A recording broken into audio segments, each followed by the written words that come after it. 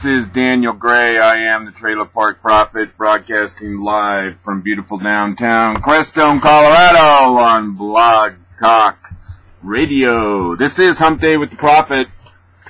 Again, thanks a lot for being here. I certainly appreciate it. I'm having some technical difficulties. I'm not really sure what's going on. I'm pretty sure I'm getting out there, but we're going to have to start off with doing a sound check. I want to make sure that I'm getting out. I had to use a different way to get out to you today.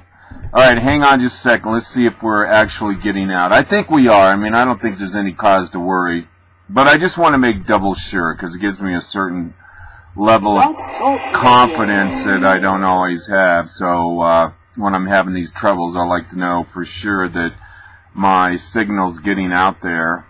And they have a really cool way here at Blog Talk Radio to give me the confidence, give me the information as to whether or not the signal is actually getting out there. And it looks like maybe that, in fact, it is not getting out there. Network connection problem. Okay, so I literally am. Start your call now. Alright, I'm trying to see if I can get out there. God knows. Press 1. Your important instructions, press 2. Since it appears you're calling into a live show. Alright. Network connection problem. Alright, I'm having problems getting connected. Shoot, what the hell's going on here? I am, of course, darn it. What am I gonna do? Just radio pick just for you. Close window. Alright, I don't know what's going on here. Alright, I'm live as far as my... That's going. What's going on here?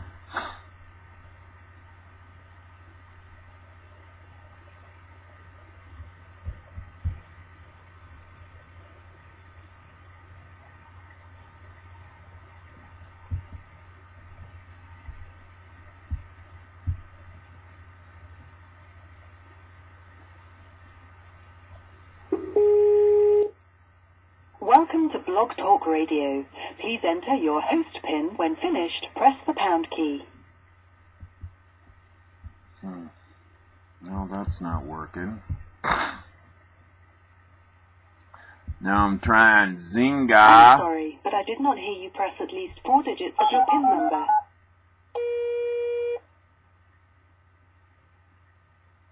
To start your show now, press 1. To hear important instructions, press 2. To speak to customer service, I'm sorry, press 3. but I did not hear you press at least 4 digits of your PIN number. Alright, shoot. No. To start your show now, press 1. To hear important instructions, Thank you for using press 2. Blog Talk Radio. To speak to customer service, Goodbye. press 3.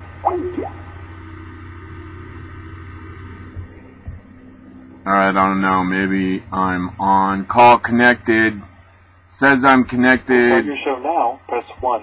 To hear important instructions, press 2. To speak to customer service, press 3.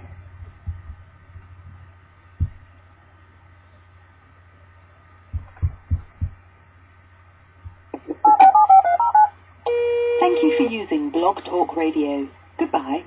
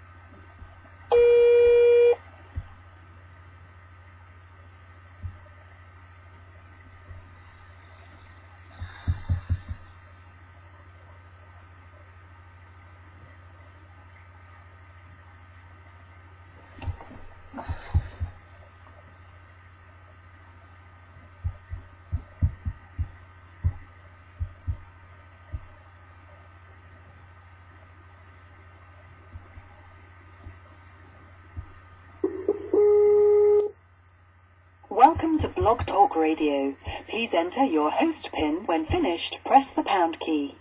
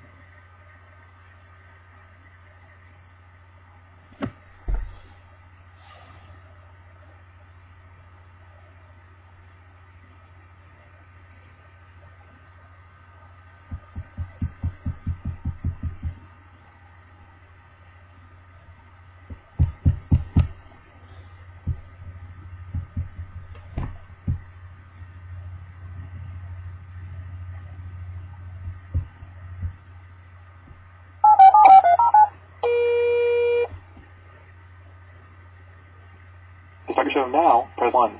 To hear important instructions, press 2. To speak to customer service, press 3. Thank you for calling Blog Talk Radio's Customer Priority Support. Please have your host ID and show address handy for the fastest service. Please hold while we connect you to the next available agent.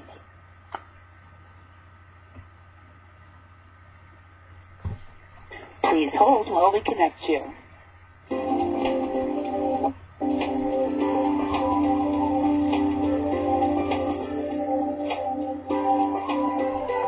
Thank you for calling customer service. This is Kathy. How can I help you? Hi, Kathy. I'm trying to get on my show. This is the Trailer Park Prophet, and I can't get on with Skype. Can you hear me? Go ahead. Yeah, I can. Oh, I can't get on with Skype, and I can't get on with the microphone either, and I had the same problem on Monday. All right, what's your host ID? 363-1780-883. Okay. So, tell me what happens when you hit the Skype icon in your studio. Well, it acts like I'm trying to call in, you know, with just using a regular landline. It says, put in your pen name. Okay. And I never. Let me check. Is your Skype username within your settings? Is my Skype username within my setting? I guess I don't understand the. Yeah, I mean, everything looks okay on my end, but it's just on your end, you're acting like I'm calling in with the phone and not Skype. Right. So there's a couple reasons. Right. There's a couple reasons it asks you for your PIN when you're dialing in through Skype.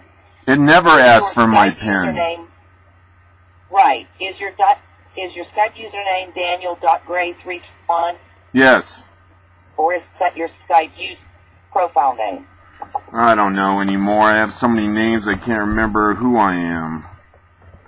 Are you there? Yeah, I'm here. Can you hear me? Hello? Oh, I can. I lost you there for a minute. Okay. I can hear you now. So, can you open up your Skype application on your desktop? I think so. And go to, okay. Okay, here I am. Enter your Skype username, Daniel Gray 331, and then I push dial. Okay, in your settings it says Daniel.Gray 331. So it's got to be exact. If you can open up your Skype application. All right, let me. And look in the toolbar. Well, look here. Listen, you can hear what it's saying. Okay, so I mean, does that mean I got to go back to the begin? Okay, so I push the S, right, And it says Daniel Gray 331. That's what I thought it all. But in your Blog Talk, right, in your Blog Talk Radio settings, it says Daniel.Gray 331. So we got to make sure which one is correct. It's got to be exact. Well, it's the same So one. if you open up your Skype application and go to View Profile, you'll be able to see what your Skype username is. Yeah, it says here Daniel.Gray 331. It says enter your Skype username, yeah. No, I mean your Skype application, not Blog Talk Radio, but the actual piece of software on your computer that is Skype. Okay, so that would... Is it opened up? Yeah, I think so, yeah. And is it set to online? Is it set to online? Where would that be? I mean, I'm looking at my Skype. Go ahead. Okay. In the upper right-hand corner, next to your profile name, there'll be a little green circle with a check mark in it. It doesn't look anything like that. I'm on my... I mean, I pushed the Skype on my computer, and I have this, this thing from Skype. And it's... Are you logged into Skype on your computer? I think so, yeah. I mean, it's on my... it shows on the bottom of my computer screen that there's my Skype. Okay, but you have to be logged into it. It has to be set to online. I mean, it's... I have so here... Just, go ahead. All right, open your Skype up. I have it. Okay. Let's check a few things. All right, I think it's open right now, yeah. I mean, it's a very... All right, in the top right-hand corner, do you see the Skype contacts, conversation, call, view, tools, and help? Yeah, I see that. That's on the left, though. On the left. I'm sorry, I said on the right. Okay, I don't mean... Below that, do you see your profile name, and there's like a little drop-down arrow to the left of it that you can click on? Yeah, it says... Are you set to online? Online. Oh, yeah, there's online. So just tap on it? Yes. Huh. It seems like it is. Although it's not really clear. Right. Wait, let me see. Maybe it isn't. You might be... I'm trying to tap it online, but it doesn't seem to be, like, doing anything. It should be a green circle with a white check mark in it. Yeah, okay, there we go. Now I might be... Yeah, I think maybe now it is on. Well, yes. All right. Let's do one more thing. Okay. Go over in the toolbar and click on View and then File. View and then to Profile? Profile. Yeah. Please. I'm on... Okay. All right. When you get... Are you there? Yeah. Okay. In the top center of the screen, you're going to see your profile name, and below that it will say Accounts. Okay, so I tap on Profile? View and Profile, yes. Alright. Okay, I guess that's where I am. I'm on my account, I guess. Yeah, okay, I think I'm there. All right. Okay, so what does it say to the right of the word Accounts? To the right of the word account. Accounts. In the center of your Skype screen. I got manage account, premium account, up above that. Your profile picture. Oh, it says accounts. Facebook, Goatman Walking, manage. That is the name, the username that you have to put in your Blog Talk Radio settings. It says... Whatever your account's name is. Okay, it's Trailer Profit. I thought it was a Facebook name. Oh, Facebook, yeah, Goatman Walking. Okay, can you copy that and paste that into your Blog Talk Radio settings so it's exactly the same? And that would... Is it Facebook Goatman Walking or just Goatman Walking? I'm not sure. It depends on what it says exactly after the word account. Okay, it says Facebook Goatman Walking. I'll try to copy. Okay, you would want that whole string of text, whatever says to the right of account. It's got to be exactly the same. Facebook, parentheses or whatever that is, Goatman Walking. Okay, I got that. Now what? Now go to your Blog Talk Radio account, and in the drop-down, click on Settings. Okay, now I'm at my studio. Go to the drop-down menu and click on Settings. Settings, okay. When you get there, on the left, On the second tab down says My Page. Click on that. Okay, I'm on Settings. Do I want to... I'm at... Okay, what did you say? My page? Where do I go? I'm sorry. My Page. That's all right. Oh, My Page, yeah. Okay, My Page, I'm there. Perfect. Now go down to the section that says Show Settings. Show, okay. Show Settings. Okay, I'm there. All right. Underneath of that, it says Skype username. It Daniel.gray331. Yes. Take that Daniel.gray331 out and put in the correct username you just copied from Skype. Okay, what did I say? Facebook.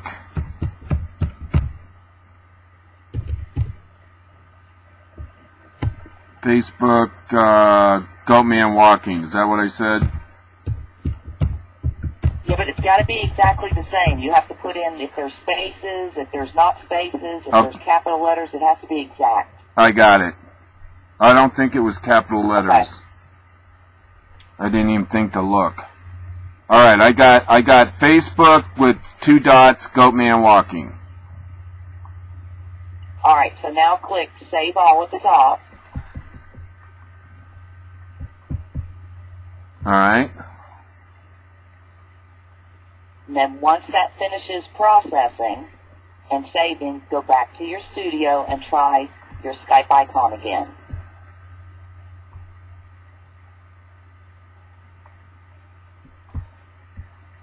Okay.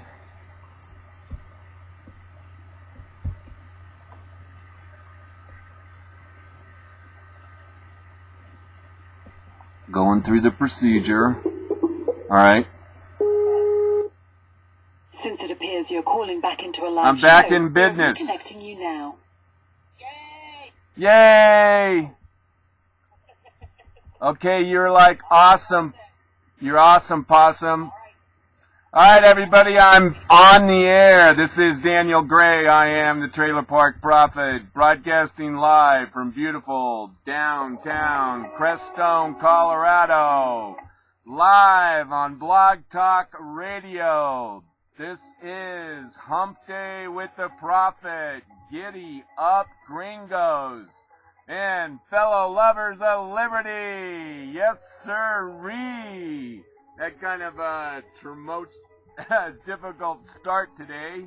But I'm on. I'm so excited. I was kind of worried I wouldn't get to be on the air today. I mean, I had a little trouble on Monday, but I actually called into the expert staff there at Blog Talk Radio, and they were able to work me through several different settings. Maybe something had changed. Maybe I goofed something up. Heck, I don't know. Anyways, I'm back on the air, and I am so happy. Uh-oh. What was that? I just heard somebody from Blog Talk, that computer lady, say goodbye. All right, well, I think I'm okay. I guess I should probably make sure. Let me make one more check here. Thanks a lot for being patient there. But I'm telling you, man, I was dying at a faster rate than anybody on planet Earth there. God, I mean, I only have like a 15-minute window of time to get in on Blog Talk Radio. You know, they can only allow you so much time. So I got to do a sound check here, make sure that everything's working fine and that my signal's getting out and the whole world is just cheery and beautiful here on Blog Talk Radio. Let me see here. And the whole world is... All right. Yep. Everything's just fine. Everything's going along just fine. All right. Here we are. Last day of April. Tomorrow is May 1st. I actually have a friend that was born on May 1st. That's kind of interesting in a shallow kind of way. A lot going on in the news. You know I always say that there's a lot going on, but my God, there really is a lot going on in this world. And I know I'm always marveled at the internet and how much information that we have available to us, but, you know, may you live in interesting times. I think Shakespeare said that, and we certainly do live in interesting times. I have a saying before us by Booker T. Washington. And Booker T. Washington is an interesting black man in history. I'm trying to remember when he was around. I think he was around in the 19th century. He may have lived into the 20th century, but he was well known in politics and philosophy, and he was a well-known black man, black leader. And he was in many ways the face of the effort to secure equal rights for blacks. But I have a quote here from Booker T. Washington, and I think it's going to play in well with the whole program today. And he says here, there is a certain class of race problem solvers who don't want the patient to get well, because as long as the disease holds out, they have not only easy means of making a living, but also an easy medium through which to make themselves prominent before the public. Booker T. Washington. And of course, I think of Jesse Jackson and the Reverend Al Sharpton, two people that make a living out of race baiting. But it's interesting that this man, Booker T. Washington, a black man, could have seen back during those days 200 years ago that there is an industry out there of race baiters, and I mean, it's true here today. But I like the way Booker T. he talks about he says here there's a certain class of race problem solvers who don't want the patient to get well, and I see our president in the same class that Booker T. Washington is talking about. As long as there's acrimony or perceived acrimony between the races, people like Barack Hussein Obama and Jesse Jackson and others out there in the media have themselves a really good job. I mean, they're living really high on the hog, and it really does make them prominent, like Booker T. Washington said. I mean, they have an open microphone to the mainstream liberal media, and they're able to go out there and play the race card and make money at it. And it's kind of sad, because I think a lot of people voted for Barack Hussein Obama hoping that for once and all, by voting for a black man for president, that we might have the race issue in America actually solved. And actually, under Barack Hussein Obama, race relations in this country are even worse, or at least they're perceived to be worse. And in part, it is because Barack Hussein Obama decides that anytime anyone disagrees with him, that they don't really disagree with him, they just disagree with the fact that he's a black man. And of course, like we've said many times, Barack Obama is not a black man, he's mulatto, his mother was white, therefore Barack Obama is half white, half black. Alright, let's see here. Next story. I found this kind of interesting. I was just in show prep, and I was checking around real quick to see if there was something that I might be missing out on. And I just picked up this article. I haven't read it yet, but the headline, of course, drew me to actually select this as part of the Trailer Park Prophet. Hump Day with the Prophet. And according to this is Yahoo News, so I kind of figured it probably was a pretty good article. And this was actually out there yesterday. And headline, Ralph Nader's America. Impeach Obama, decriminalize drugs, libertarians and progressives unite. And I've always been sort of I don't want to say a student of Ralph Nader, but I've always listened to him and watched him, and a lot of times Ralph Nader makes a lot of sense. In fact, had it not been for Ralph Nader, George W. Bush wouldn't have been president in 2000 because he was a spoiler candidate and took votes away from Al Gore.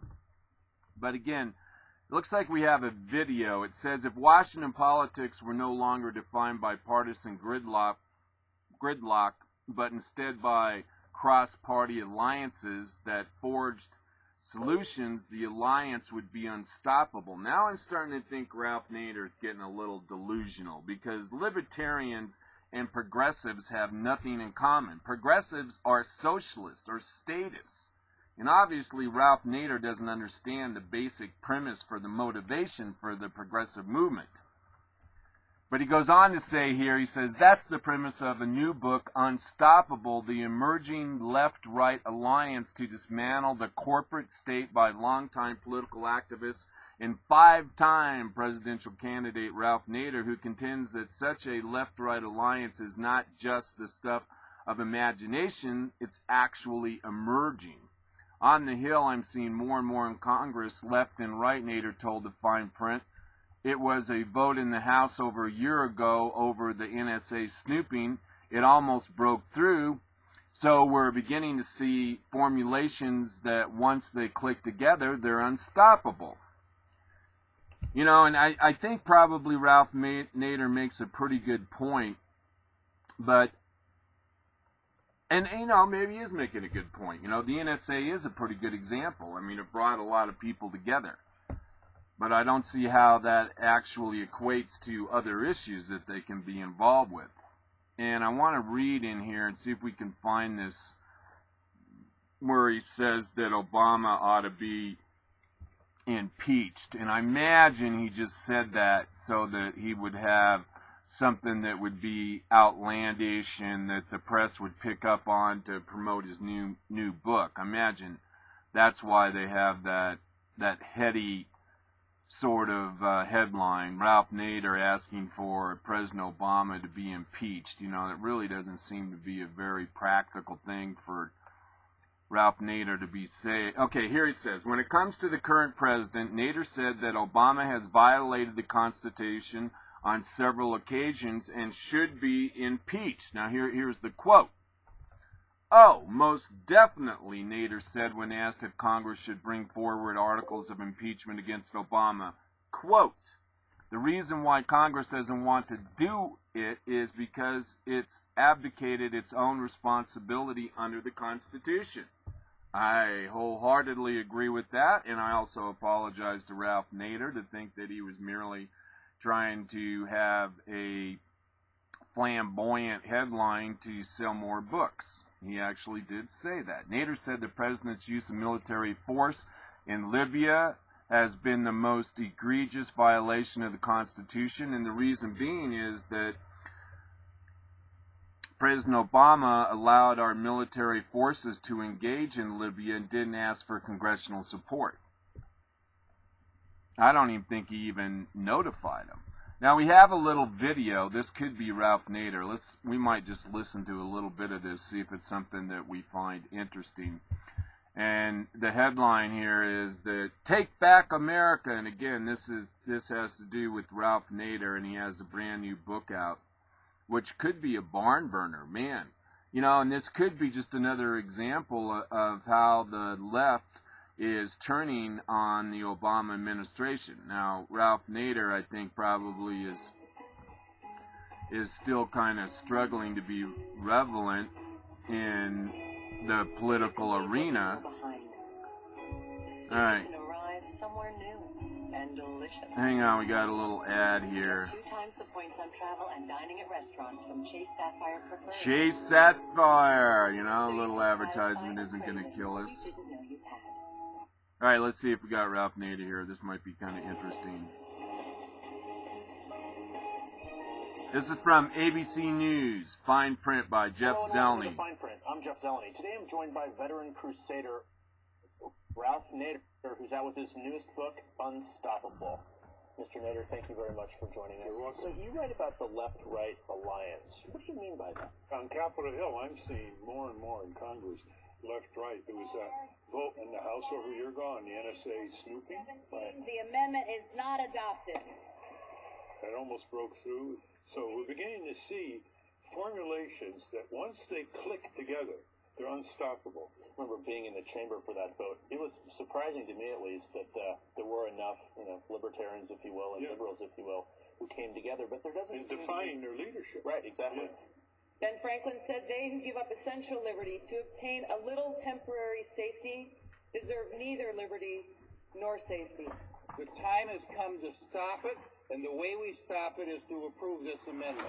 Does there need to be a leader of that movement, or can the two movements stay separate and come together only on certain issues? There has to be leaders, yeah. For example, Ron Paul got together with Barney Frank to form a group to deal with the bloated military budget and all the waste of rock and contracting abuses. Do you think Rand Paul is a leader who could bring these two sides together? He's a mixed bag. He's evolving, broadening his issues that he's talking about, and they're beginning to resonate. On the other hand, he has problems dealing with people. He's going to be the one to beat by the likes of Rubio and Cruz, unless Jeb Bush comes in, and then it's a whole new ballgame. Some of those things you believe could be the seeds for bigger projects and works between the left and right. Oh, huge. What are the top ones you think are possible? I think one is the too big to fail banks. There's a huge support for breaking up the too big to fail banks. Another one is the rethinking the war on drugs. How do you believe the U.S. should rethink its policy in the war on drugs? Well, first you have to decriminalize it. That doesn't Everything? Yes, that doesn't mean it's not a misdemeanor. That doesn't mean it's not a civil violation. That doesn't mean it's not going to be regulated. I mean, after all, tobacco leads to the deaths of over 400,000 Americans. All right. Drugs lead perhaps to 8,000. All right, we're going to kill that story. Criminals. They should be a health problem. It is not alcoholism. Alrighty, we're having some difficulties here. We got to kill this story. Everything sounded okay for a little bit, but at any rate, interesting. Getting around to Ralph Nader, seeing he's still out there. Now, listen, if you want to call into the show, you can do so by dialing 646-716-8506. Again, if you want to talk to the Trailer Park Prophet, simply dial your phone 646-716-8506. Now, I got to make sure. All right, I want to make sure I haven't. All right, there's my studio. What's this? I don't know what this is. Alright, now it looks like I'm on two different places here. I have two actual studios. And, just give you, if you actually go and if you want to join up, actually do a show on Blog Talk Radio, you can certainly do that. But you have a page that Blog Talk puts up for you, and you have an actual studio. And right now, it looks like I have two studios going. Oh, that can't be good. Should I kill one and not the other? Oh my God, I don't know what to do. Because I imagine it's taking up some bandwidth here if I have two different studios going on. Oh, geez. What should the Prophet do? I wish somebody would call in and tell me. Okay, Prophet. Well, I got to kill one of these. And I think I'm just going to kill... Which one do I want to kill? They look almost exactly alike, so I'm just going to kill one. All right. There we go. I killed one. Now, am I still on the air? Yes, I'm still on the air, and we can get back to the show. All right, this is kind of big news, too. I just picked up this story in show prep, and I didn't have the time to review it, but we talked on Monday about the possibility that the Republicans in the House were going to bring up immigration reform. And just to refresh your memory, there was a bill, a immigration reform bill, that passed the U.S. Senate and was shipped over to the House. And there's been a lot of concern as to whether or not the House actually would take up immigration reform in the last few months of this congressional class. Remember, Congress is the House of Representatives. Every single member has to run or stand for re-election every 2 years. So a lot of us out here that don't want to see immigration reform, we want to see the borders secured first, and then we can talk about what to do with the people that broke the laws to get in this country. We were really worried that John Boehner and some of the more moderate Republicans, or as I like to call them, the white rhinos, Republican in name only, were going to try and appease the Democrats and the media that say that the Republicans, they've got to win over the Hispanic vote if they ever plan on taking over the Senate or the White House. And we don't want to see that. We want to see a whole new group of people in there.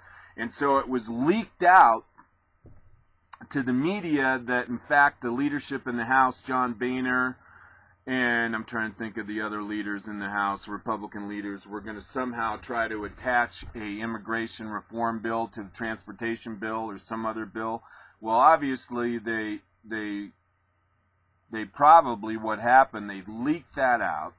John Boehner's office probably leaked that out just to see what kind of a response the public would have to the House bringing up immigration reform. Well, obviously, 2 days later now, the Republicans aren't going to do that. Now, this story here is written by Julia Edwards. It was on Reuters. Says House Speaker John Boehner on Tuesday reassured fellow Republican lawmakers that he will not push them to pass immigration reform, and said he was just teasing last week when he criticized his caucus reluctance on the issue. Just teasing? Boehner held a closed-door meeting with Republican House members to cool their anger over remarks he made last Thursday at a Rotary Club luncheon in his Ohio district. In that widely reported speech, Boehner described the attitude of other House Republicans as "don't make me do this." After Tuesday meeting in Washington to address the issue, Boehner told reporters, quote, "You all know me. You tease the ones you love, but some people misunderstood what I had to say, and some members misunderstood." So, looks like John Boehner's trying to back off his remarks in front of the Rotary Club in Ohio.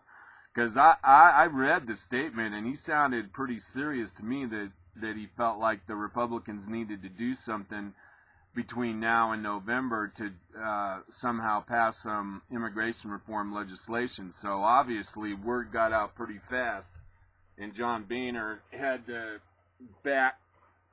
backtrack on his remarks, walk them back, and so that's a good thing. All right, I was kind of worried about that on Monday, but now it looks like Boehner's not going to do that, so that's really a good thing. I'm glad to hear that.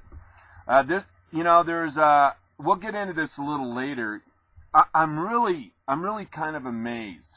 We talked about almost 2 months ago about the trial of some of the Muslim Brotherhood members, about 500 Muslim Brotherhood members in Egypt that were being tried for crimes against the state and other such things. There was an assault on an Egyptian police officer, and we reported on this, almost a year ago, and now this story seems to be recirculating. It was in the New York Times, and we might have time to get to that, but what you need to know is that the media is all up in arms again like this is a new story. Well, it's not a new story. We've been reporting on what's been going on in Egypt. Now, in case you don't know, the Muslim Brotherhood, or there was a big rebellion in Egypt.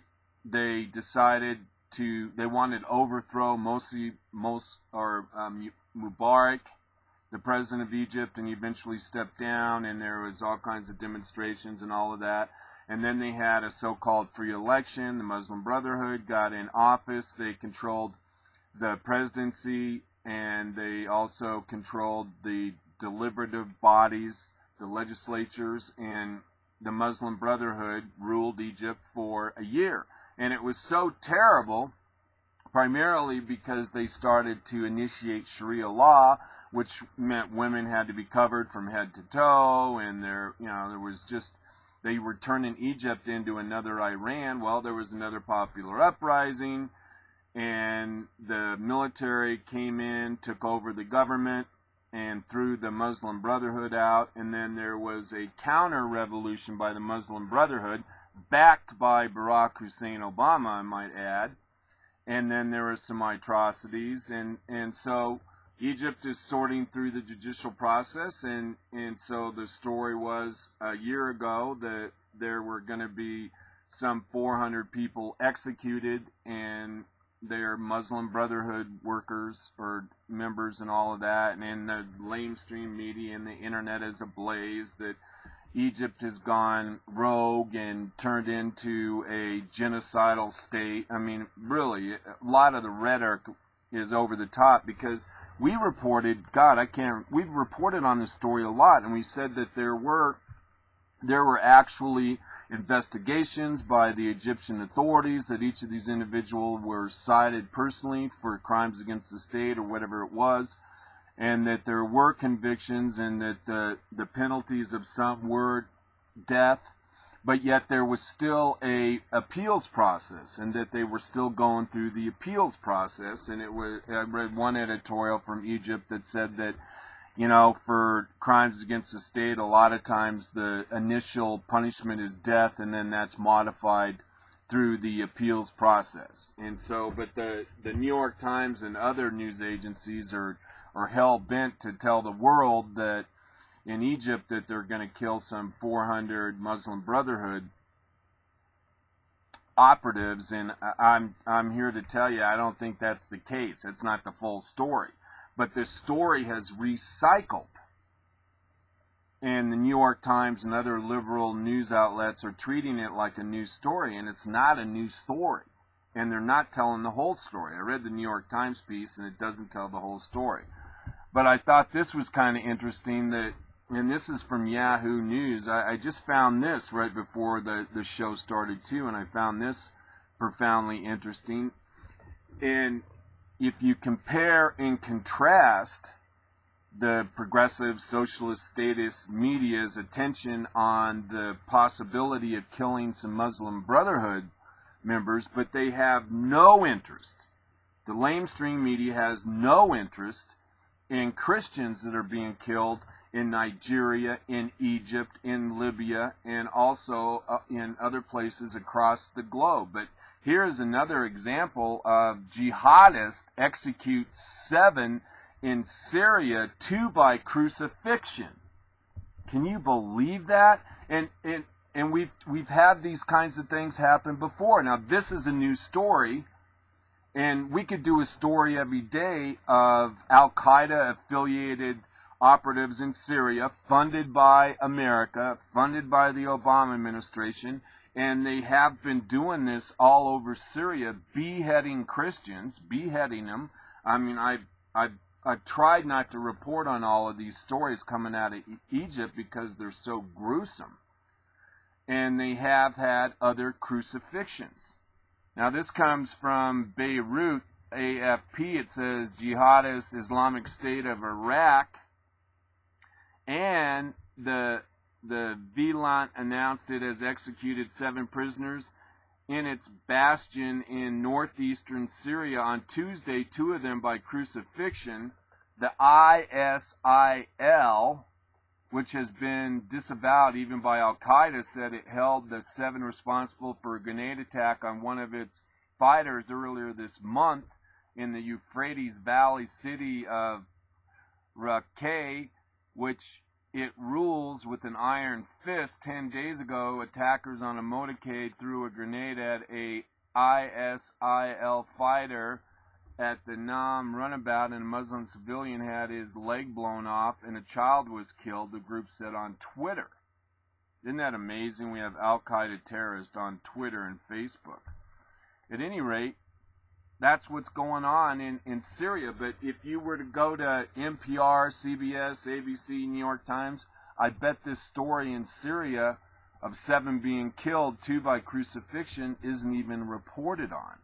And I have a picture here. I actually saw one picture, and it did actually show people hanging on crosses, the 2 people hanging on crosses. But again, this is not the first crucifixion by radical Islamists in Syria and other places in the world, but it gets no attention.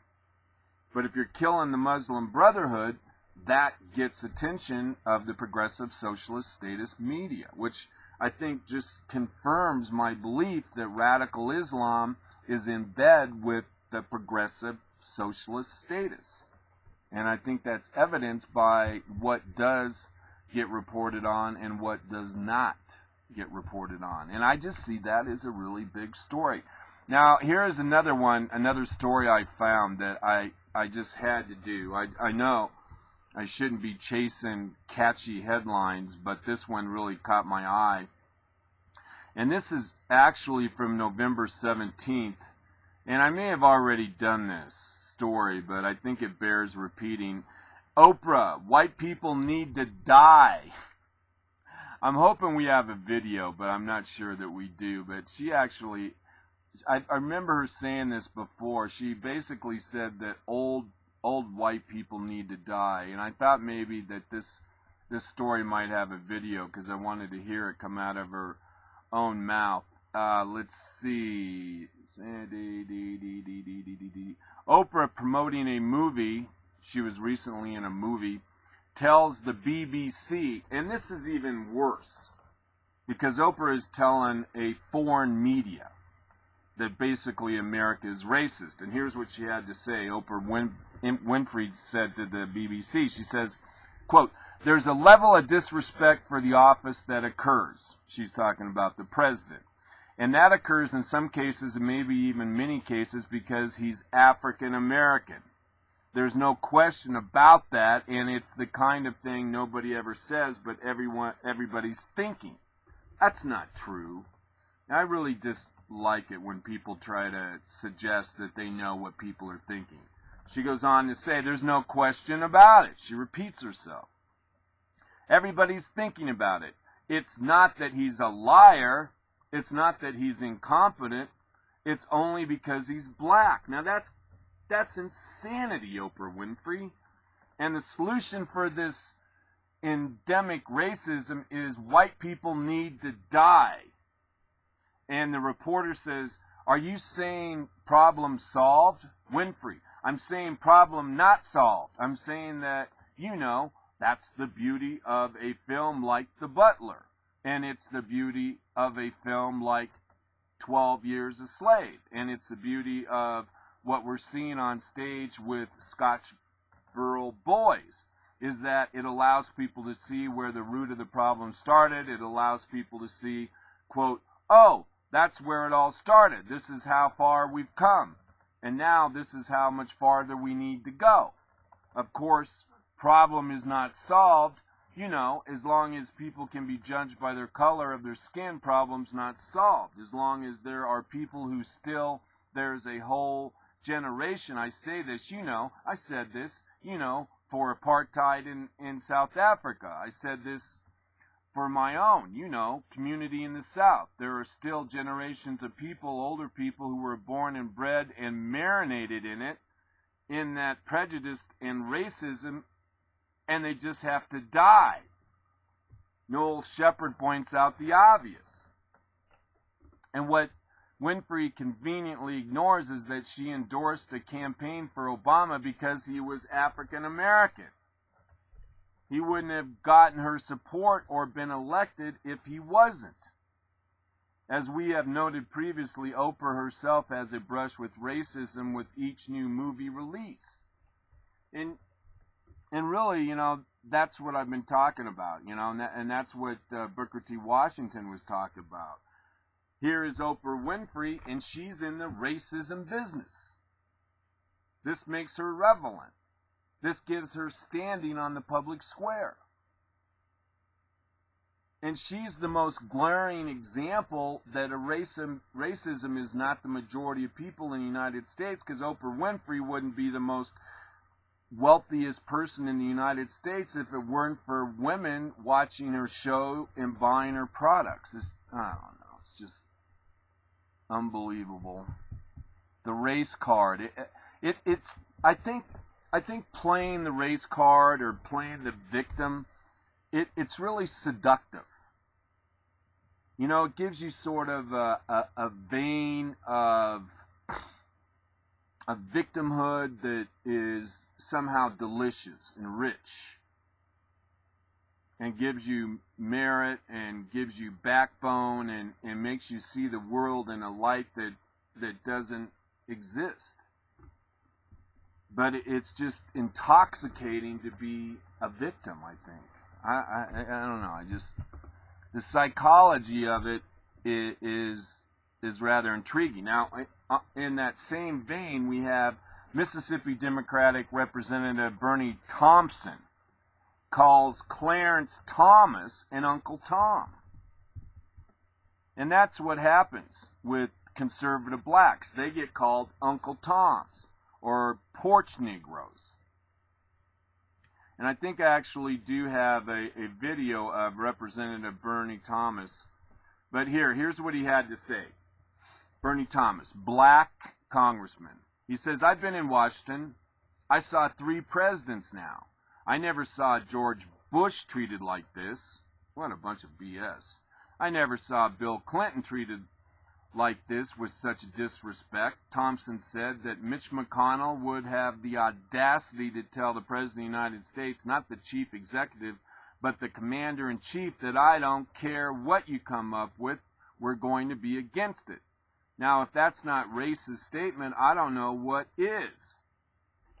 Well, and then he goes on to say, he says, many blacks can't stand Clarence Thomas and view him as something of an Uncle Tom. It is true that President Obama is being viewed through the prism of race by some people, but not all. And here he is. And get a load, Congressman Thompson. He is on, let's see, we got a video of him. And he's on it's an Islamic news channel. I'm looking for the name right now. I think you're going to be kind of amazed that a U.S. congressman, and they're here again. What did I tell you? That radical Islam is in bed with the progressive socialist movement, because I'll bet you anything that this Mississippi Democratic rep Bernie Thompson is also part of the progressive caucus. But here he is. Let's see. I got to find the name of this organization. It's something like the Islamic Press. But here he is on video. And I got this from BuzzFeed. But take a listen to this. I'll tell you where this is from as soon as I find out.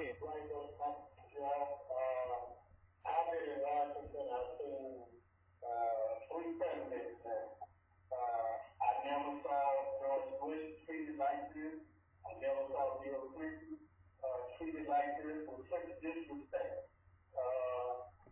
Mitch McConnell would have the audacity to tell the President of the United States, not just the chief executive, but the commander-in-chief, that I don't care what you come up with, we're going to be against it. Now, if that's not a racist statement, I don't know what is. And so what we are faced with, even when people of color play by the rules.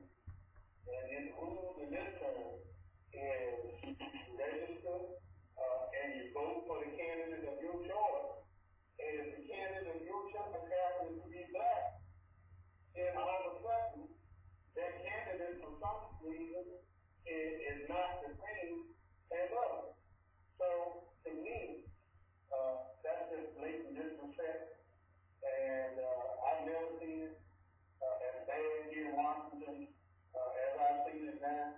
You know, they talk about his wife, they talk about his children, And I think our president has set a good example for what a family structure should look like, and the fact that he's African American should be insignificant. All right, enough of that. You know, but here again, you know, this guy, Bernie Thompson, is nothing but a race baiter. And he's trying to, you know, he doesn't want racism to go away. He doesn't want the patient to live. He wants to continue on with race baiting. That's all he cares about.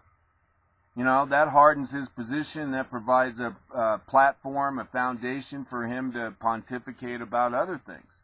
When everything is reduced down to race, there's no intellectual thought involved. It's E over I. It's emotion over intellect. And that's the world that the Democrat Bernie Thompson lives in. That's the world that Oprah Winfrey lives in.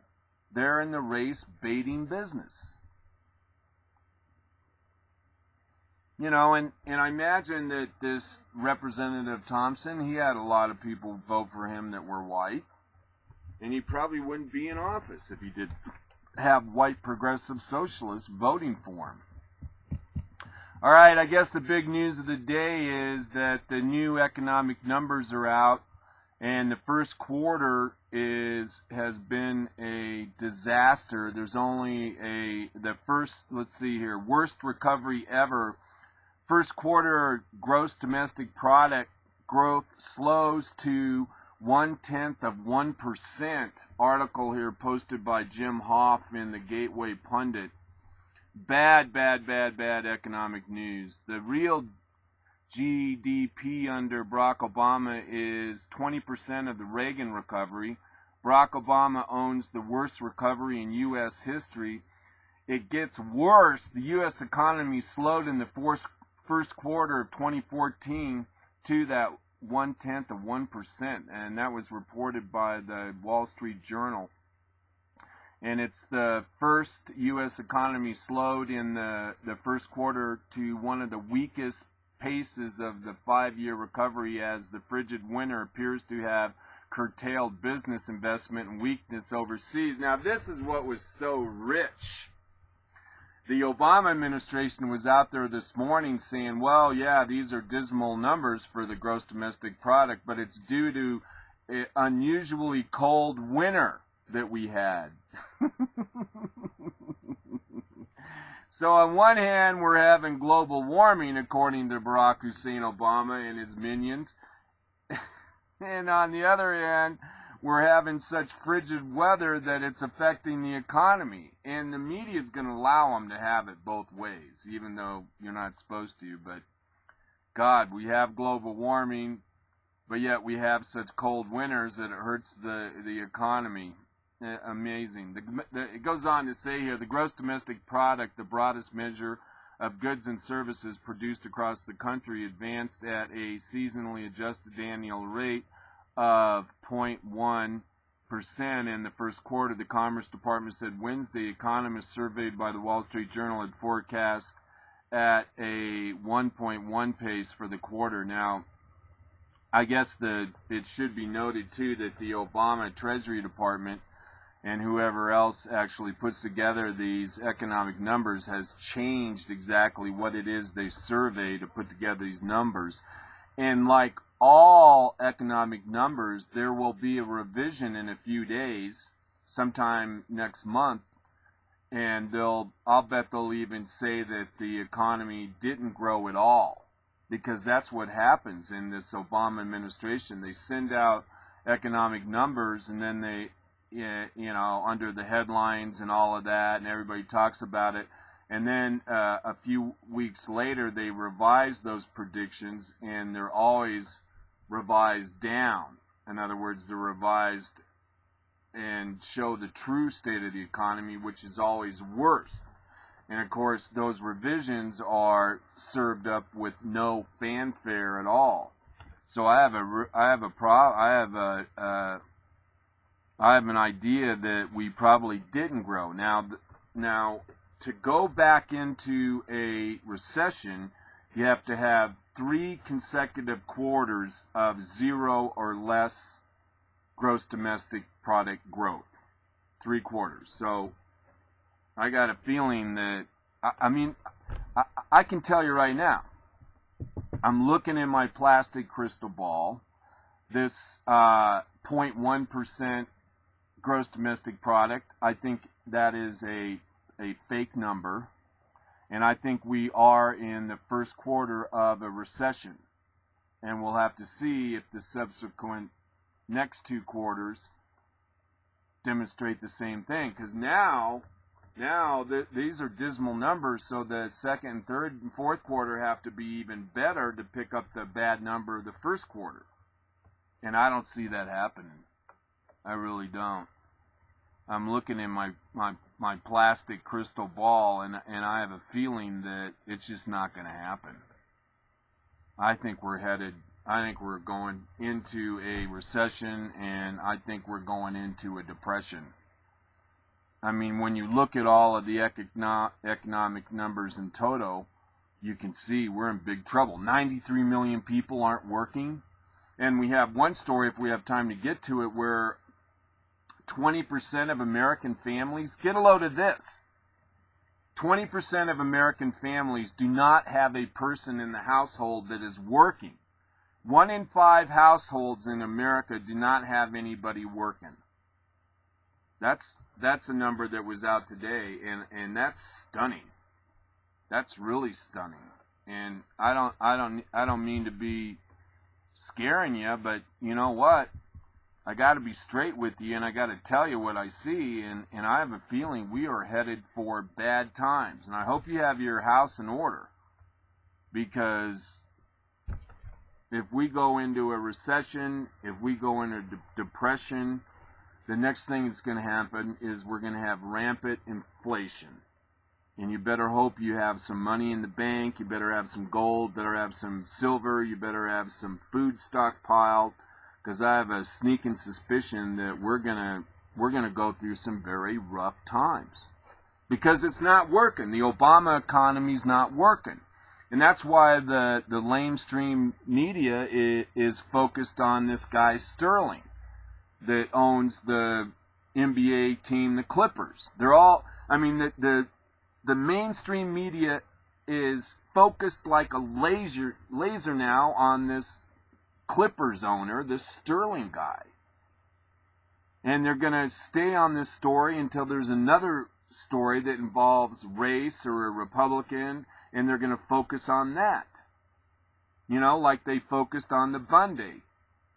That guy, Clevin Bundy. They focused on that because they're not going to focus on the economy. The lamestream media is not going to focus on the economy. Remember back during the election of Barack Obama in 2008, 2007? That's what the media focused on, how bad the economy was under Bush. And every progressive socialist, statist government media was focused on one anecdotal story after another about how bad the economy was under a Republican president, and we're basically saying that's why we need to vote for Barack Obama, because he's going to make everything right with the economy. Well, he hasn't. And it's gotten worse. And people out there know that. And there's another poll, I don't know if we have time to get around to this, recent poll said that 8% of Americans think that Obamacare is working. 8%. That's abysmal. But you're not going to hear that on the lamestream media. All right. And then the other big story today is that definitively now the media, not the legacy media, not the lamestream media, but we know now, because more and more emails have been released in regards to the Benghazi attack on 9/11/2012, we know now that the talking points that Susan Rice used on the Sunday Talk programs after the attack on Benghazi and the loss of life of 4 Americans, that we know now that the whole narrative that the attack was caused by a Mohammed video now is proven to be false. I mean, we knew that the day after the 9/11/2012 attack on the Benghazi consulate. We knew that. We knew that here on the Trailer Park Prophet Show, but now it's becoming heir apparent because a lot of news agencies have been out there requesting copies of emails from the Obama administration, and finally the courts have forced the Obama administration to release these emails, and now we know definitively that the Obama administration came up with that negative Mohammed video as the reason for the Benghazi attack, that is false, and that those talking points, now we know the actual chain of events, and we know who came up with the idea that the talking points, or came up with the ideas to put it in the talking points. And Susan Rice said on national TV on 5 Sunday morning talk shows right after the attack, and she was continuing to say it was because of the video. And it says here on Saturday, well, let's just go ahead and listen to Charles Krauthammer. He was talking about this last night on Special Report. But we know definitively now that Susan Rice was sent out there instead of Hillary Clinton to lie to the American people. And of course, this was during the heat of an election campaign that Obama was neck and neck with Mitt Romney, and I'm sure that people in the White House and Team Obama thought if the American people had an idea that Barack Obama's foreign policy in the Middle East wasn't working, that it could have hurt his election. So that's why they cooked up this idea about the anti-Muslim video. Now we know who came up with that idea, and I'm trying to remember, was it David Plouffe or one of the Obama administration people? Now we know exactly. It says on Saturday prior to the Rice appearance, the White House organized a conference call with a dozen press people, including Jay Carney, David Plouffe, and Dan Pfeiffer. The purpose of the call was to prepare Rice for her appearance on all of the Sunday shows the following morning. In preparation for the conference call, White House advisor Ben Rhodes sent out a list of talking points Friday night with the subject prep call with Susan. And here's the other thing too. Did you hear that though? What I just read to you? They got on this conference call with dozens of press people. And those dozens of press people, you can bet, didn't include Fox. So here's the administration working behind closed doors to get a narrative put together and working hand in glove with the lamestream media. Unbelievable. That shouldn't happen. That should never, never, never happen. And now we know there were 5 talking points, and they were given to Susan Rice, and she went out there and did her duty, and she fell on the sword so that Hillary Clinton didn't have to fall on the sword over Benghazi.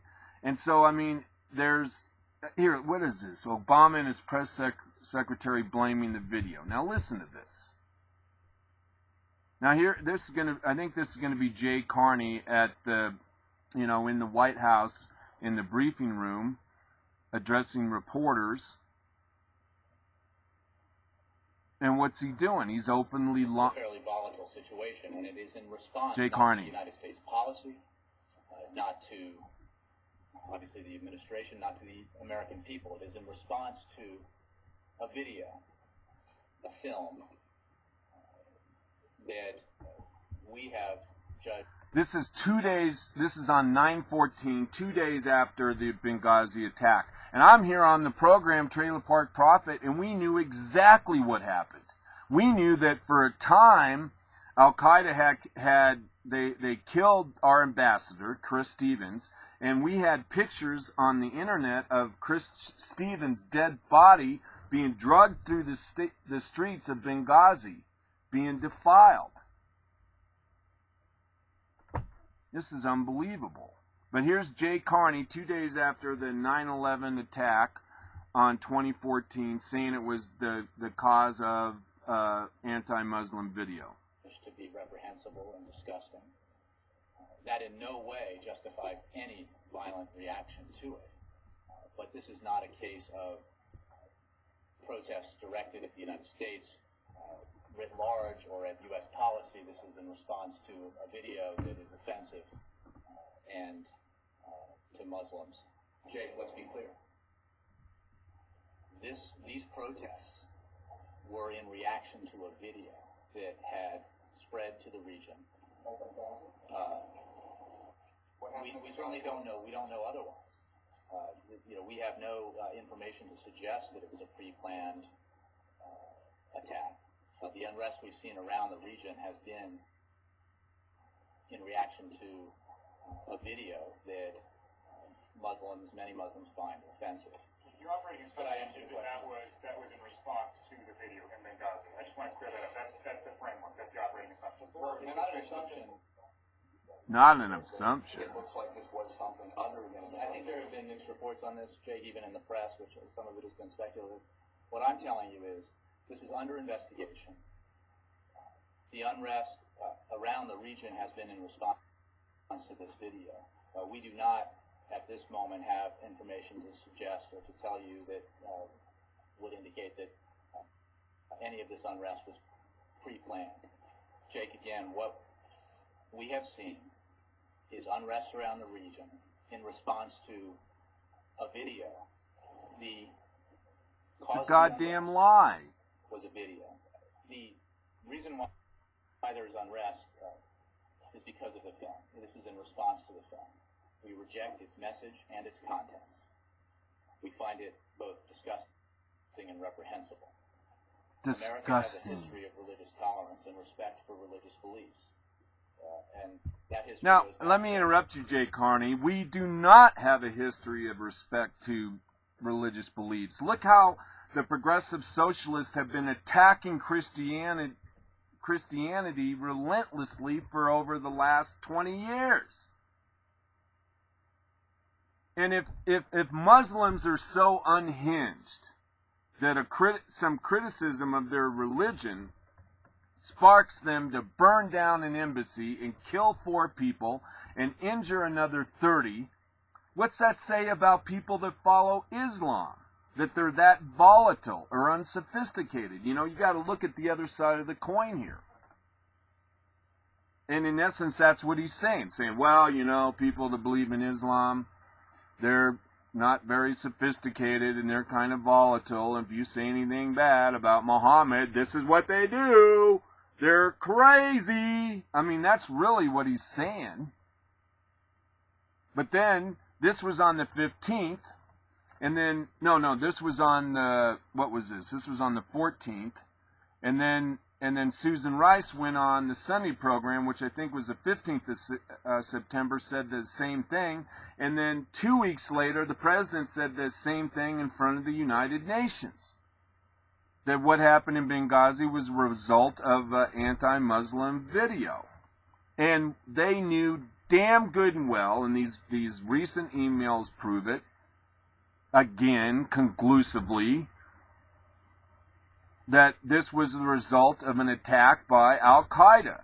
And now there's information coming out that the reason Al-Qaeda attacked our embassy was because we switched sides in what was going on in Libya, which I don't completely understand. We were for the Libyan government, and then I guess we switched sides, and we were with Al-Qaeda, which doesn't make much sense. If we're with Al-Qaeda and then they attacked our U.S. embassy, then we're fighting ourselves, if that scenario is true. But there's all kinds of stories out there that the reason that there was this attack on our embassy on 9/11/2012 was because the U.S. switched sides from defending Libya to supporting Al-Qaeda.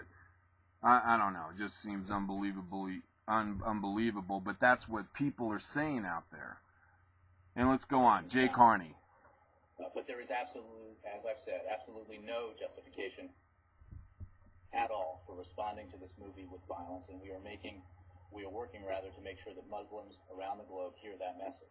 We are responding to and coping with and dealing with countries around the globe unrest brought about by this offensive video. You earlier said the cause of the unrest was a video, and we did that something similar on. I just want to be clear, that's true of Benghazi and Cairo. I'm saying that is what the incident in Benghazi, as well as elsewhere, these are all being investigated.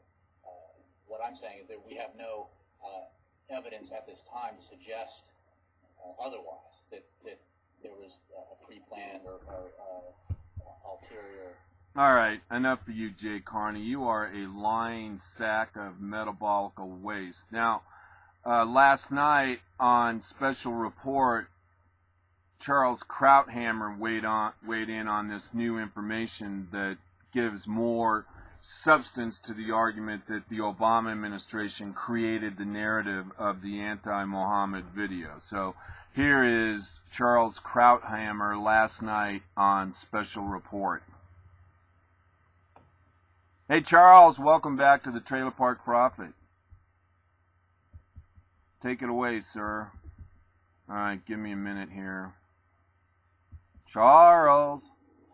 By some of the critics on this issue, Jay Carney again. That has been categorically refuted, not just by us, but by the intelligence community, and yet it still periodically is said on the air. And it's just wrong. The White House involvement in any changes that were made to the so-called talking points was extremely minimal and non-substantive. The whole issue of this of talking points, frankly, throughout this process has been a sideshow. The notion that somehow I or anybody else in the administration misled the American people is patently false. That's Susan Rice. That's been amply demonstrated. All right. A newly released email is raising questions now about some of what you just heard, so let's talk about it with our panel. Charles Lane, opinion writer for The Washington Post. Dana Perino, co-host of The Five and Jasper's mom. And syndicated columnist Charles Krauthammer. Good to have you all with us tonight. And Dana, I want to start with you because you've worked inside an administration, inside a White House. You know how things are rolled out. What do you make of this new email that we see? It's from Ben Rhodes, Deputy National Security Advisor, and with the line saying, to underscore that these protests are rooted in an internet video and not a broader failure of policy, talking about prepping Ambassador Rice for the Sunday shows. Right, so the way a White House works is that you have the communication strategy gets together, figure something out, and then the night before a Sunday show or the day, you talk to the principal involved, make sure you answer any questions, offer suggestions, and the next morning they go on and do the show. Oh my. Alright. Looks like we're having some problems. I wonder if I can refresh this.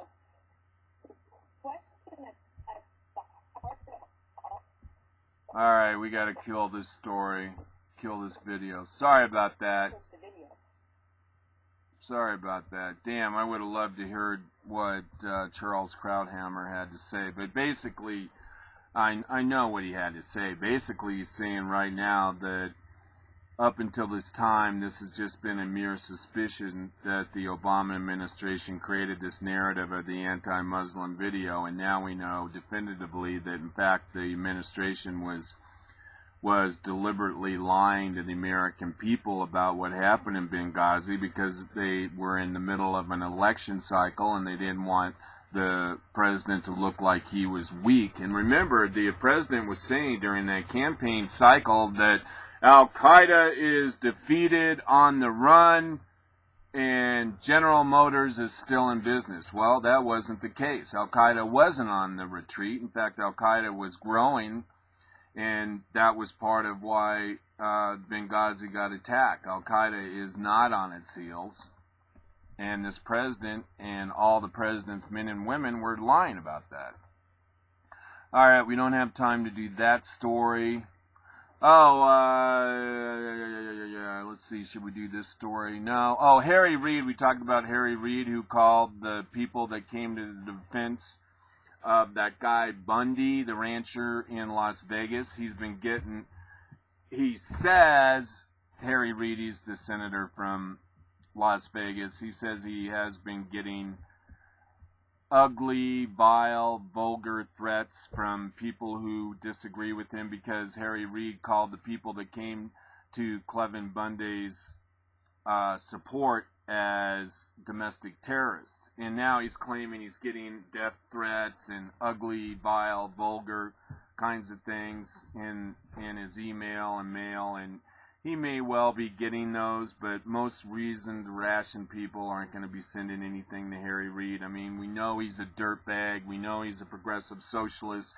We know he had economic ties to the Chinese solar panel company that wanted to use the Bundys' rangeland for a new solar farm. So, you know, what's he going to do? He's going to go out there and tell the lamestream media, oh, these Tea Party people, they're ugly, they're vulgar, they're death threatening me. And, of course, that's what the lamestream media is going to report on. You know, he's making a good political move, and he knows he has the lamestream media in his back pocket. Here's something I thought was kind of funny. It's a picture of some very tough-looking white guy with a bald head and a big bushy beard, and it says, oh, excuse me, so you're offended. How does it feel to be so weak even words can hurt you? That's what I have to say to Harry Reid. Alright, moving on.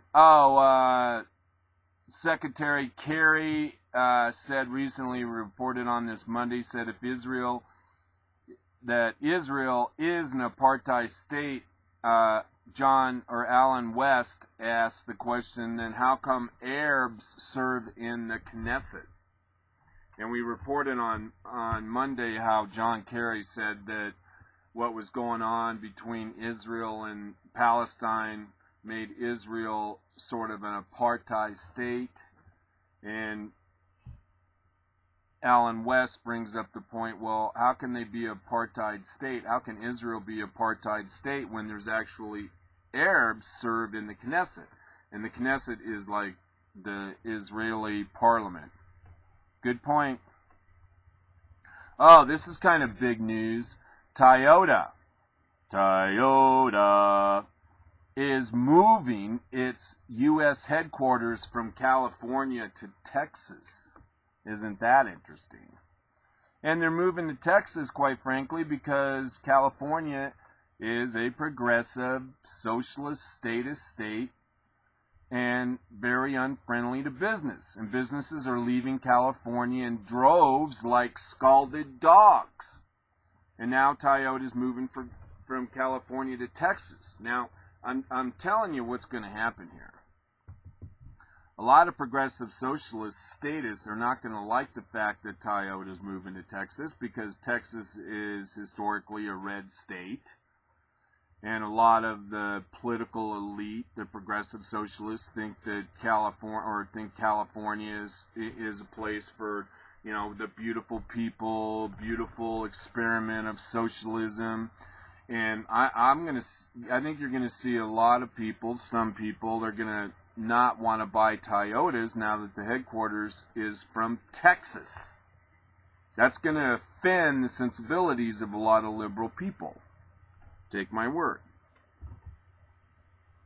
And again, I want to say again, if you are a liberal and you buy a foreign car like Toyota, like Saab, like Audi, like BMW, like Honda, like Subaru, all of those cars, all those foreign brands are all made in right-to-work states. And if you're a liberal and you don't buy a GM car, a Ford, or Chrysler that's made by union workers, you are a hypocrite. You are an insane hypocrite. If you don't buy a union-made car, you truly are out of touch. All right, everyone's abuzz about the Clippers owner, Donald Sterling. He is now banned for life from the NBA and was fined $2.5 million by the NBA. So, you know, this is what the lamestream media is focusing on right now, this story about Donald Sterling. They're not focused on the economy. They're not focused about these revelations about the Benghazi attack. They're not focused on anything that adults need to be focused on. They're focused on this 88-year-old Donald Sterling. And now he's going to lose his team. He's going to have to sell it. He's going to probably have to sell it at a loss. But this is an example of the government basically taking away personal property rights from an individual without a trial. I mean, there's no trial. Donald Sterling, from all accounts, has been a racist his whole life. He's been involved in all kinds of court cases because he's made his billions of dollars from being a slumlord. And he said things in the past that he doesn't like to have blacks in his apartments because they smell bad and they attract a criminal element. And everyone's known that this Donald Sterling is a racist, but the thing that has saved him up till now is that he's a Democrat. And he gave a lot of money to the Democratic Party. In fact, he gave money to Obama. And Rush Limbaugh said that had Donald Sterling given more money to Obama, he wouldn't be in this situation he is in today. And Rush was saying on his radio program that that has got a lot of people in the lamestream media really pissed off that Rush would say something. But it's the truth. That's how the media works today. That's how it works here in Crestone, Colorado. You take out ads in the Dead Tree News in your municipality or wherever you're from, you take that as you take out those ads because that's protection. You know that your company isn't going to be mentioned in your local Dead Tree News as long as you keep buying advertisement. Or at least you'll get a call before a story is going to be printed, so you can at least have a side-by-side article refuting the charges. And I have an interesting letter. I don't know if I have time to get to it. We only have a half hour left, and I didn't get started on time because of technical difficulties that I'm sure were my fault. Oh, interesting story. I read this. On April 3rd, this city in Florida fired their entire police force and got rid of all of their clown council members, and they were involved with all kinds of embezzlement, and the police were working with the political actors, and they were doing all kinds of things to line their pockets. But the city in Florida, I can't remember the name, and I don't want to post it in case something goes wrong. But at any rate, you can Google it or go to my Facebook page if you want to have more details. But it's kind of unusual for any municipality to get rid of their whole police force in one swoop. Interesting story in the New York Times. Allstate, the insurance company. I'm not going to do that story. You can go to my Facebook page and check it out. It was kind of unfortunate. Allstate said that these independent operators, you probably have one in your community. I guess everyone has an Allstate office. I guess in the past they've been treated like employees, even though the individual Allstate offices, that the individuals had to go out and rent the office, buy the office, provide some capital investment, but these various Allstate agents had to sign a waiver that they wouldn't sue Allstate. And they had to do it to be able to represent Allstate. So they signed this waiver not to sue Allstate. And then Allstate decides to stop treating all these individual agents as employees and treat them as individual contractors. And made all these changes that made having an Allstate agent's office not as lucrative. And then, of course, then they say, well, you know, you signed this agreement, you're not going to sue. Kind of a mess. Okay, this is kind of interesting. I love this story because it just demonstrates how liberals are hypocrites. And the media the media, well, you know, media matters, right? Media matters. If I remember correctly, Hillary Clinton was partially responsible or one of the original organizers or contributors to Media Matters. Media Matters is nothing more than it's a liberal media outlet. And recently, a union has tried to unionize the Media Matters employees. And the Media Matters executives are fighting the unionization of their staff tooth and nail. And here again, that's hypocrisy. You think Media Matters, who is constantly criticizing Walmart and who else? McDonald's, Burger King, they're always ragging on businesses, like they were involved with that recent decision in Tennessee. Remember, there was that auto plant that went through an election to decide whether or not they wanted to be represented by a union. Well, Media Matters was all over that story. I can't remember. What car company was it? I can't remember. But at any rate, they're in a right to work state. There's no union. And so here's Media Matters. Their employees want to have a union, and their progressive socialist status managers and owners are fighting them tooth and nail. I mean, it's just rich. Okay, headline here from the New York Times. We don't have time to go into detail.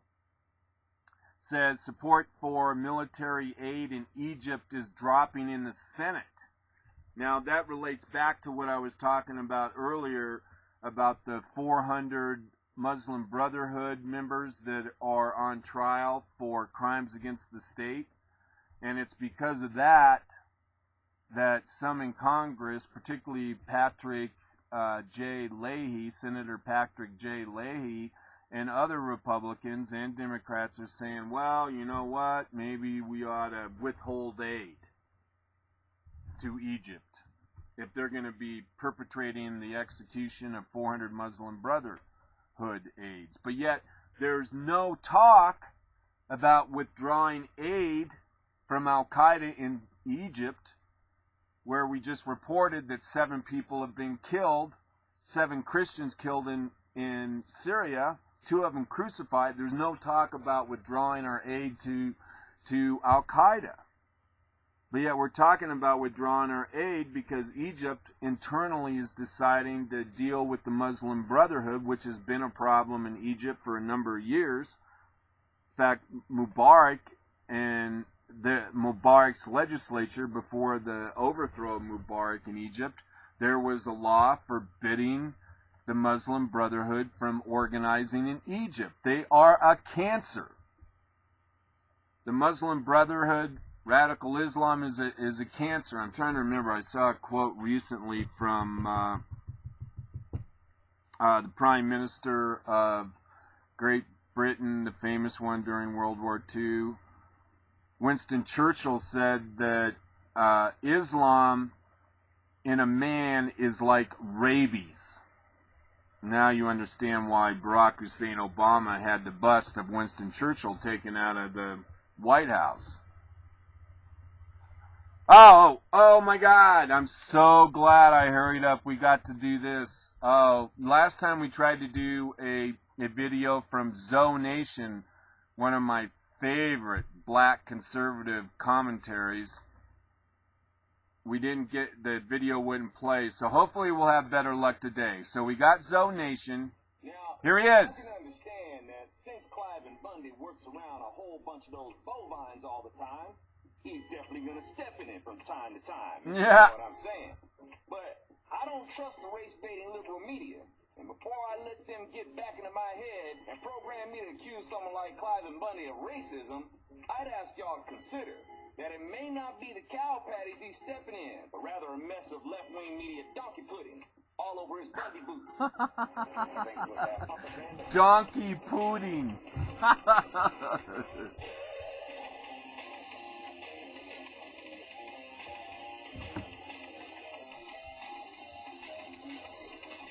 Alfonso Morning. My friend Bob Parks put this video together showing what Cliven Bundy said and what the left-wing race-baiting media edited to manipulate your perception. And so what I testified to you, I was in the riot. I seen the beginning fire, and I seen the last fire.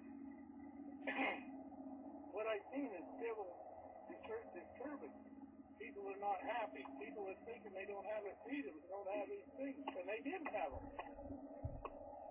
We've progressed quite a bit from that day until now. This is Cliven Bundy. Go back. Unedited We video. don't want these colored people to have to go back to that point. We sure don't want these Mexican people to go back to that point.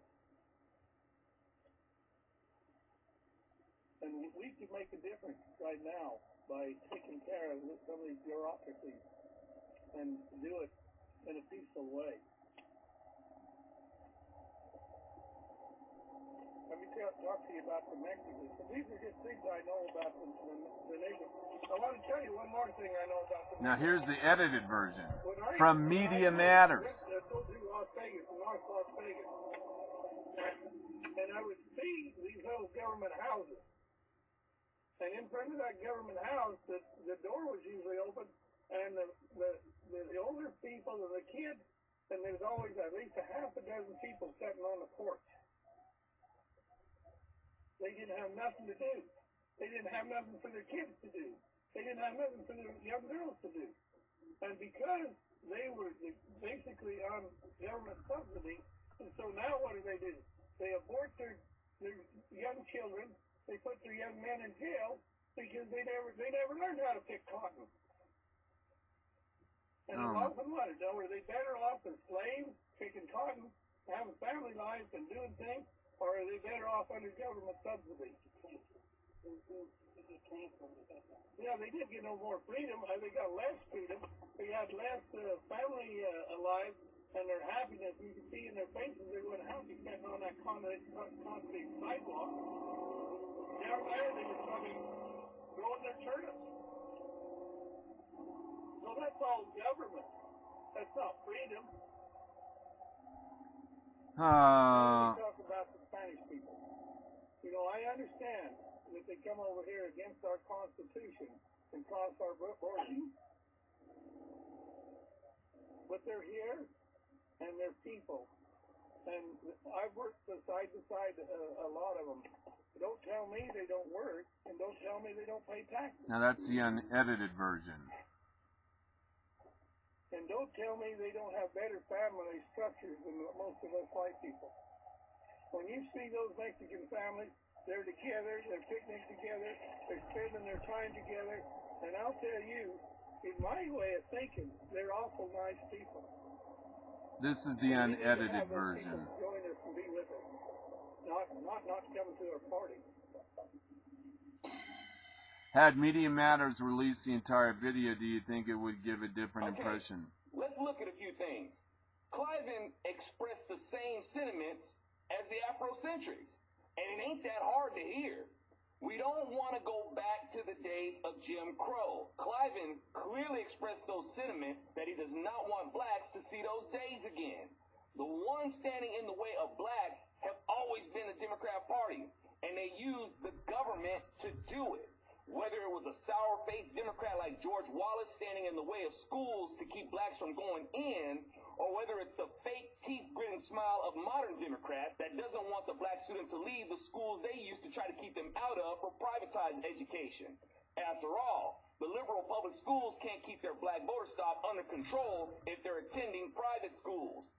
Malcolm X said only a fool would let the enemy educate their children. And Democrats were the expressed enemy of Malcolm X. And he would be absolutely disgusted that the majority of the black community has allowed themselves to be hoodwinked into thinking that the Democrat Party is your friend. Now, I ain't saying Malcolm X was a Republican or that he had love for him, but he specifically loathed Democrats and liberals, and he would not be one today because he has already expressed the very thing he couldn't stand about them. And the liberal does today what they were doing back then that ticked him off. patronize the black man, pander to him, all the while making black folks complacent as they control us. Malcolm hated that, and he was right to. But let's further consider Cliven Bundy. Cliven expressed a negative attitude towards blacks aborting their children. If Cliven didn't like black folks, he wouldn't care if they were being aborted, and he would encourage it. But because he states the truth to the effect that it is sad that blacks account for the most abortions, he's a racist? I mean, which is more racist? Cliven pointing out the sad reality of the high account of black kids being aborted, or the left-wingers of this country who make sure that blacks feel empowered to kill off their own kids in utero? The left is continuing on with the Democrat Margaret Sanger's stated objective to exterminate the Negro population, as the left is pro-abortion. But they're not racist, and Cliven Bundy is because he points out that this is a tragedy? The only difference today is that the Democrats want to control the Negro population more than exterminate them. Because blacks Oh, come on. Alright, hang on. Oh my God. That just breaks my heart. I want to hear what Zoe has to say, and it doesn't look like we're going to be able to play this. Alright, maybe I'll do the refresh. Come on, Alfonso, buddy. We want you bad here on the Trailer Park Profit Show. And again, Alfonso Mourning is a black conservative. Now, I can understand. Alright, here we go, maybe. Cliven Bundy works around a whole bunch of those. And Cliven Bundy is because he points out that this is a tragedy. The only difference today is that the Democrats want to control the Negro population more than exterminate them, because blacks equal votes to Democrats. That's why Lyndon B. Johnson stated his objective to have those N-words voting Democrats for the next 200 years. Yeah, but the Democrats has changed since then. Yeah, looks like LBJ's strategy is working perfectly on you and doesn't seem to be losing steam even after 40 years into his 200-year plan. Lyndon B. Johnson takes the credit for the CRA and the VRA that the Republicans pushed through. The black community falls for the party switch shell game, mesmerized with a bunch of Democrat race baiting to make them lose track of the truth. And voila! LBJ's objective to maintain the black community as a voter stock is as strong as ever, more than 40 years later. And I'm the brainwashed sellout. Cliven expressed his dismay about blacks living in government housing. True, it's not as hard as living in a shack in shackles on a plantation waiting to get some grits and some pig necks for your labor. But nowadays, those on government housing are shackled to a mailbox waiting for the 1st and the 15th, and this arrests their development. It deteriorates self-worth, and of course makes them ignore the value of others. That's why there's so much crime and abortions in the black community, as well as moms with 5 or more kids with different deadbeat daddies. The liberals insist on government provision. These provisions make you idle, and idle hands truly are the devil's playground. And where there's Democrats and the most government provisions, there's the places with the most idle hands. And there you will find many blacks in jail, on drugs, in gangs, etc. So Cliven wasn't given a nod to slavery. He was shaking his head that too many American blacks have traded one set of shackles for another, to their own peril. And the fact that the state is trying to fit us all with shackles is in very plain sight. Anyway, as I listened to the video, the one the liberal media didn't put out there, I didn't detect that deep-seated hatred for Mexicans that Cliven Bundy is supposed to have neither. It's sad that so many Hispanics vote for the Democrat Party who institute policies that are in conflict with many Hispanics concerning life, family, marriage, faith, and so on. But all Democrats had to do was accuse Republicans of racism, and the Hispanic vote became theirs. And the brilliant plan of the establishment Republicans is to pander to Hispanics for their votes. I hope Republicans will someday hear me after me saying this for so many years. If you're gonna pander for votes, you might as well be a Democrat. We will not be a better country for pandering to people for their votes. Amen. It's so painfully obvious that the most effective weapon Democrats have against Republicans Damn it. is the race You got to hear this. Come on. Let me do a Control 5 here. Son of a gun. Was accused Republicans of racism and Hispanic. Alright, hang on here. I just had to do a Control 5, clean that up. I don't know if it was going bad on your end, but it got all jumbled there. We want to hear this last little bit about what Democrats or what Republicans. Works around a whole bunch of those bovines. Alright, here we go. And the brilliant plan of the establishment Republicans is to pander to Hispanics for their votes. I hope Republicans will someday hear me after me saying this for so many years. If you're gonna pander for votes, you might as well be a Democrat. We will not be a better country for pandering to people for their votes. Amen. 2, it's so painfully obvious that the most effective weapon the Democrats have against Republicans is the race issue.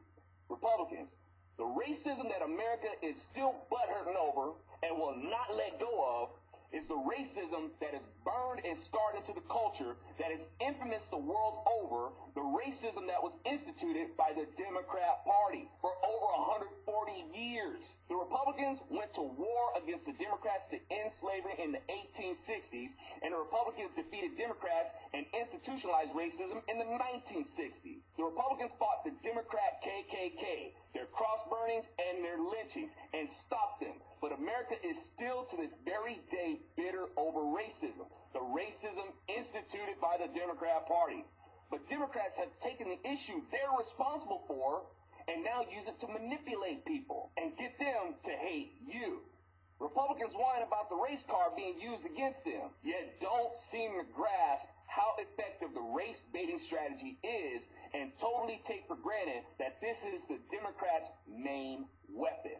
If it is so easy to manipulate people with race baiting, you would think that Republicans would concentrate on exposing the Democrats for the manipulating race baiters they are. Exactly. Responsible for all the racism America is bitter over and totally kneecap them instead of doing some fake move to pander to Hispanics, which is the total insult. Oh.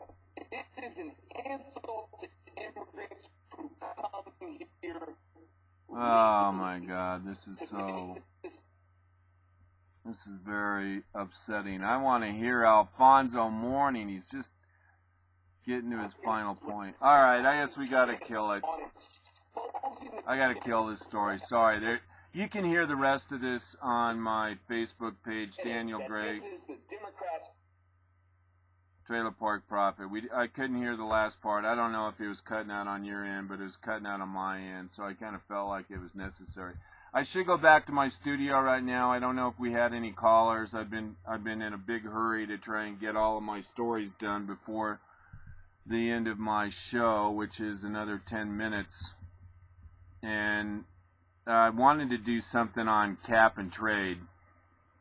And we may not have time for that. I'll try to pull that over until Friday. Interesting statistic. I don't know if this is true or not. I got this from the Bureau of Justice Statistics.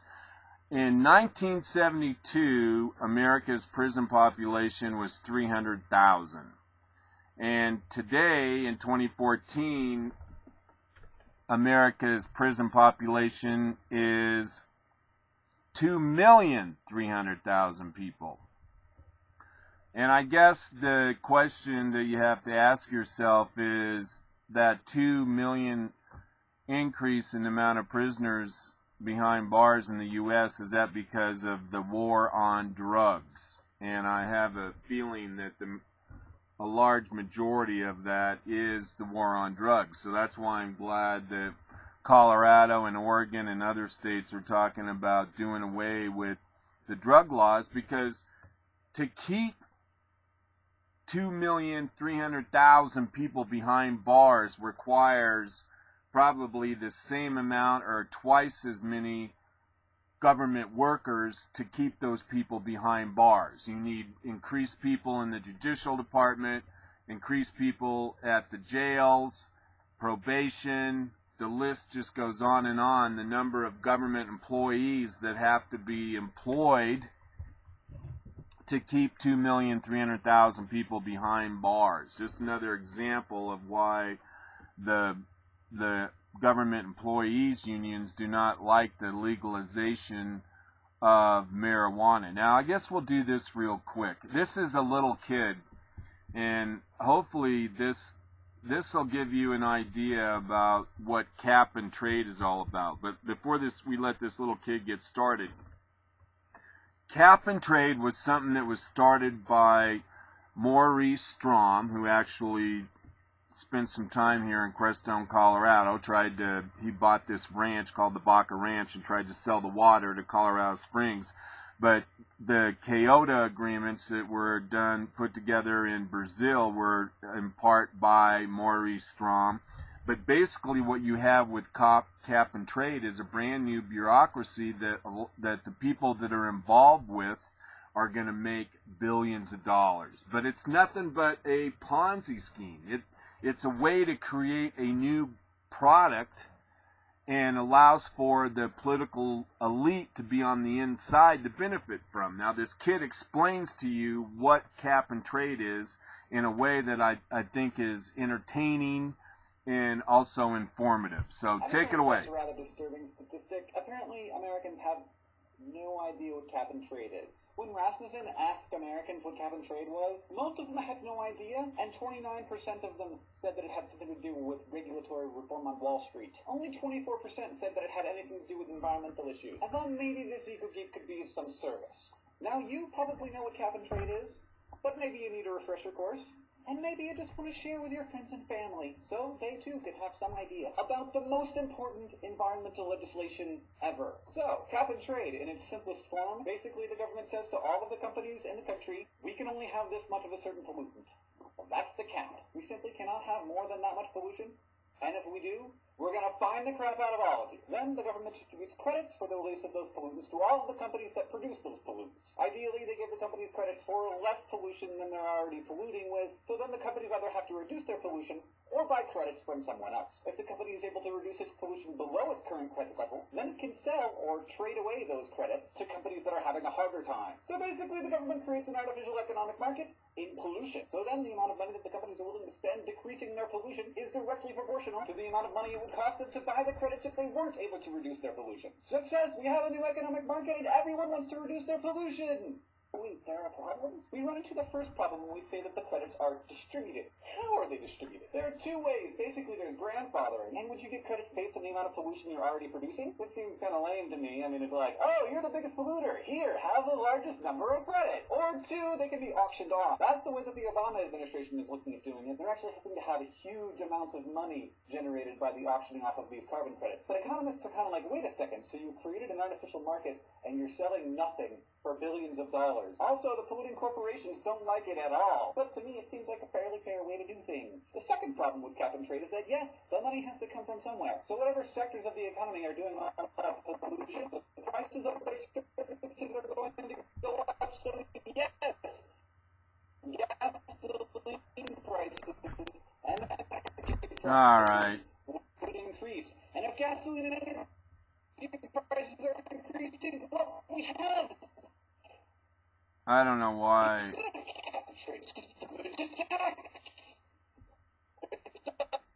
Hang on here. So I'm having. Taxes. Rah. I like my money. Don't take my money away. But it's certainly more popular than a straight carbon tax, and with good reason. First, we don't have to call it a tax. And people like that. Second, say there's one coal power plant that can reduce its emissions relatively easily, and there's another in which it would be extremely expensive to reduce its emissions. The coal plant that has an easy time can reduce its emissions twice over, and the coal plant that's having a hard time doesn't have to do it. So you get the same amount of reduction in the end, but the costs are much lower. Cap and trade systems have actually been used in America for a long time, mostly on sulfur dioxide, which is the stuff that causes acid rain. And since cap and trade legislation went into place on sulfur dioxide, energy prices have not increased substantially, but the emission of sulfur dioxide has gone down like 50%, despite huge increases in power generation. So yes, it works! Well, it works for sulfur dioxide anyway. The question is, will it work for greenhouse gases? Hopefully, we will find out soon. The Obama administration hopes to have cap and trade legislation on the books by 2012. And from then on, the government can continually lower the cap, and that strong market in carbon credits should spur innovation in wind power, carbon sequestration, solar power, electric cars, and who knows what else. And that, my friends, is why I, as an eco-geek, am excited about cap and trade, and why America should, have some idea what I'm talking about. This is Hank Reed from ecogeek.org. Well, he does give a pretty good explanation of how cap and trade works, but I'm going to repeat myself because I've said this before, and that is that the actual formula and administration of this cap and trade program is a patented actual program, and the patent is owned by Fannie Mae or Freddie Mac. I can't remember. The actual cap and trade program was put together and got a patent from the U.S. Patent Office, and it goes to Fannie Mae. I think it's Fannie Mae, but it'll be worked out of Chicago. And there's already an administration in place right now in case cap and trade does pass, that it's going to be administered out of Chicago. Now, whoever is involved with the ground floor of cap and trade is going to be insanely wealthy. So it has more to do with creating money for the rich elite than it actually does making the economy better, or rather making the environment better. All right, we have 90 seconds left. This has been kind of a stressful show. I still think we got to cover a lot of stories that I wanted to. Ironically, I think we've only missed one story that I wasn't able to get into. I tried to hurry through the program today. We had some technical problems in the beginning, but I persevered. We got through. Thanks a lot for being here. We'll see you on Friday for Local Friday. We're going to have an even better show for you on Friday. I have a lot of things I want to talk to you about. All right, everybody, listen, thank you very much for being here. I really appreciate it. You know who loves you. Stay in trouble.